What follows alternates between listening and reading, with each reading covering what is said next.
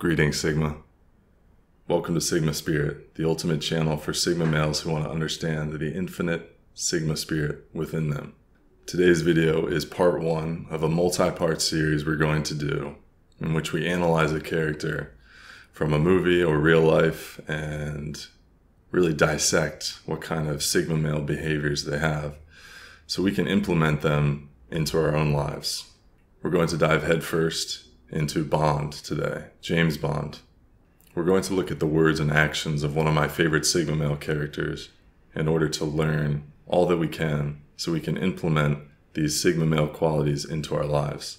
So recently I rewatched all of the Bond movies, or most of them, and it'd been a while since I'd seen them. I think most of them I'd watched over the course of the last 20 or 30 years since I was a kid, and I remember watching them, and I've always been very, very obsessed with James Bond ever since I was a child. And it's interesting to go back and watch them now as an adult with this understanding of Sigma male characteristics, and to be able to extract knowledge from a movie like James Bond and see how we can implement these Sigma male qualities into our own lives. But why is James Bond a Sigma male? Let's look at the pillars and understand why James Bond represents one of the ultimate Sigma males. He's independent, mysterious, charismatic, and he's also dangerous, which is one of the pillars we haven't talked about yet, because I've been hesitant to talk about how being dangerous is a pillar of being a Sigma male, and that is because it's a dangerous topic to talk about, but we'll get into that another time. He's also introverted, intuitive, analytical, observant, judgmental. He's perceptive and rebellious. He's intelligent, quiet, self-reliant, and different. And the last one, which I believe after a lot of analysis is one of the core pillars of being a Sigma male, is that James Bond does show a sensitive side. And I think this is controversial and probably counterintuitive to what we believe is a Sigma male, but I'll make the argument soon about why James Bond has a sensitive side. So in this video, we're going to look at a scene from different James Bond movies, and I'm going to analyze this scene and tell you why it displays a quality of a Sigma male. We're going to link the scene in the descriptions, and I'm going to play a little clip from the actual movie, but unfortunately we can't play the whole scene because of copyright issues with YouTube.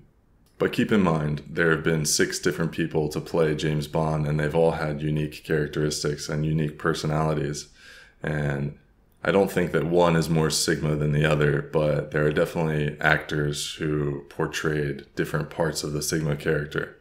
So let's look at each quality and look at the scene in which I think that it represents the Sigma male characteristics. Number 1, independent and rebellious. So every mission, James Bond is very independent, and this is a consequence of being a secret agent. He has to have a lot of independence, but James Bond is rebellious among independent secret agents. So even in a field of very independent people, he is independent on his own. In almost every mission, he goes rogue and he has to take care of things on his own. One example of this is in License to Kill. Timothy Dalton, the actor who plays James Bond, he comes to a crossroads in which he has to decide whether he wants to continue on this mission where his friend was killed and he wants to solve this mission, or he has to listen to his superiors and his fellow secret agents. There's a really cool scene in the Hemingway house in Key West where he has to make the decision to follow the rules or follow his heart, follow his gut, follow his instincts. And in this scene, he decides that the mission is more important than following his superiors, and he completely goes rogue. Number 2, mysterious and charismatic.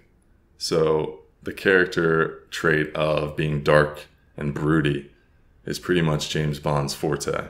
He is strong and silent, and his mystery stems from acting in unusual ways.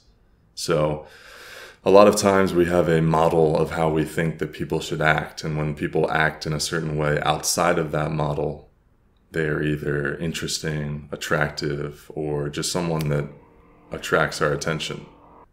A lot of James Bond's mystery stems from his unusual behavior. There's a really great scene in Live and Let Die in which he is basically condemned to death by one of the bad guys. And he's in the bad guy lair, as usual. Yet he's so fixated on this woman in the corner who's a tarot card reader. She's gorgeous. And even though the bad guys say they're going to kill him in a matter of moments, he is still completely focused on this tarot card reader. And she notices this unusual behavior. She notices this fearlessness. And this makes her more attracted because she is seeing this incredibly unusual behavior out of a man, and she's wondering who he is. And eventually, Bond capitalizes on this later in the film. Number 3, dangerous. So accepting your shadow side is a very attractive quality. And if there's some character who has accepted his shadow self better than Bond, I don't know. So we know James Bond is very dangerous. He has accepted the dark side to him. Every person, man or woman, has a light side and a dark side. And your ability to capitalize on your dark side and stay connected to that dark side is actually a very attractive quality. In today's world, we have people that completely shun that dark side. They've killed that dark side. And that hasn't made them a better person. That's actually made them a weak person. It's disconnected themselves from their primal state, from their aggression, from their ability to get stuff done and have strong boundaries.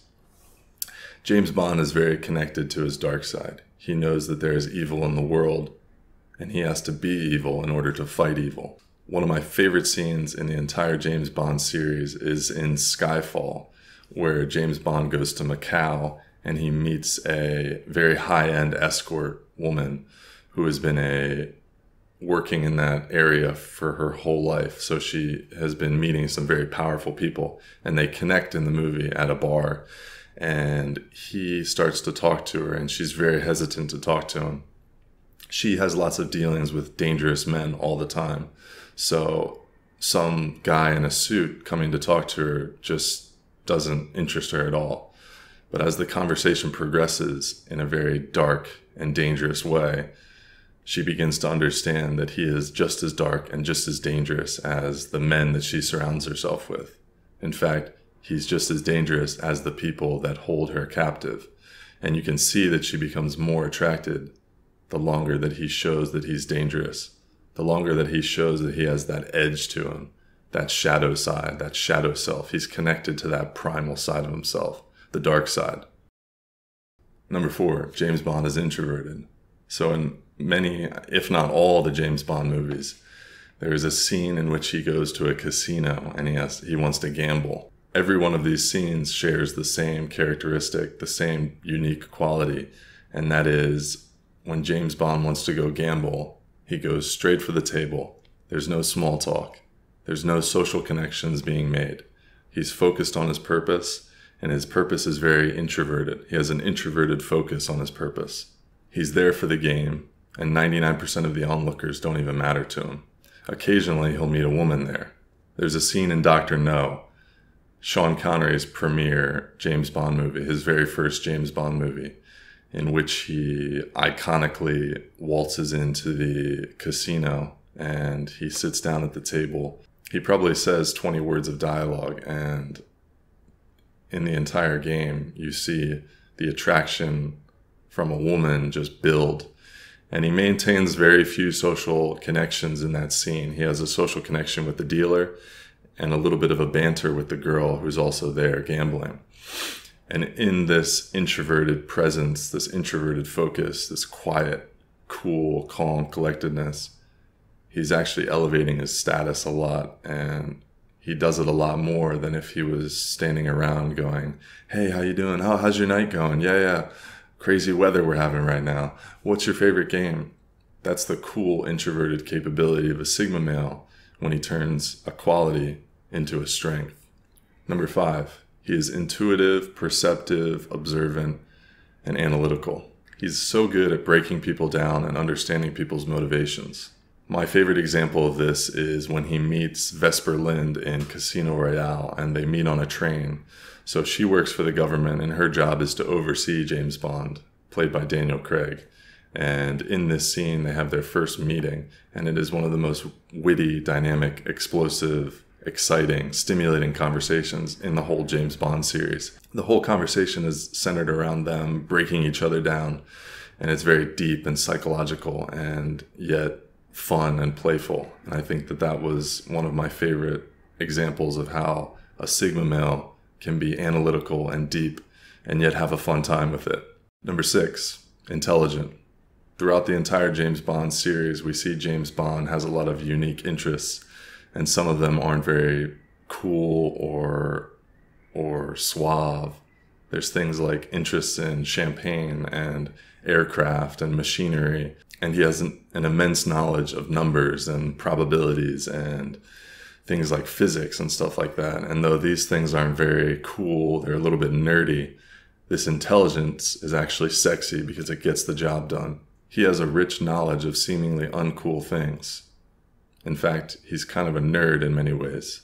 In many of the movies, we see him capable of driving tanks or flying planes and helicopters and things like that. And that takes an intense amount of knowledge to be able to do that and to be able to switch from different things and retain that intelligence. Number 7, he's incredibly self-reliant. In most of the missions, he's on his own completely. In the movie Skyfall, he's shot by a fellow agent, and they write him off as being dead. And he goes and he lives very self-reliantly on a beach in Turkey, where he sleeps with a local woman and just drinks at the bar all the time. But eventually he receives the call, and he has to go back. And he uses his abilities of self-reliance to get back all the way to a place where he could be helpful, be useful, and get back to his purpose. He's an excellent model of self-reliance, and I think he's an inspiration for all Sigma males who want to be able to do things on their own. Number 8, he's sensitive. Now, like I said, this one might be controversial, but hear me out. In almost every Bond film, he's deemed by someone in the movie as being cold and heartless, and that's part of his job. That's what you have to do. But there's always a part in the movie where the bad guys or the government or his superiors, they tell him to make a decision, and he's not able to make this decision very easily because he has to make a choice between the mission or a person that he loves, a person that he cares about, whether it be a woman or a friend. And in many of these scenes, he actually chooses love. He chooses his friend. He chooses the woman. And I think that that's very interesting because he's very notorious for being cold and heartless, but in fact, the system is cold and heartless. His superiors are cold and heartless. His superiors want him to focus on the mission. The bad guys don't care. They want only the cold and heartless things.